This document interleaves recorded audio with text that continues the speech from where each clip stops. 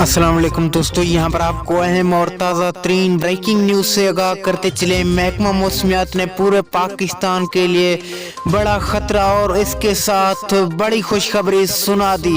आइए दोस्तों, मुकम्मल तफसीलात जानते हैं कि खुशखबरी क्या है और ख़तरा क्या है। लेकिन उससे पहले वीडियो को लाइक करके चैनल को सब्सक्राइब और बेल आइकन को बजा दीजिए ताकि इस तरह की खबरों का नोटिफिकेशन आपको बर वक्त और सबसे पहले मिलता रहे। सबसे पहले बात करते हैं खुशखबरी की। महकमा मौसमियात के मुताबिक आज रात या अगले 24 घंटों में पाकिस्तान का मौसम मुकम्मल तौर पर तब्दील हो जाएगा। और बात करते हैं कि बड़ा खतरा।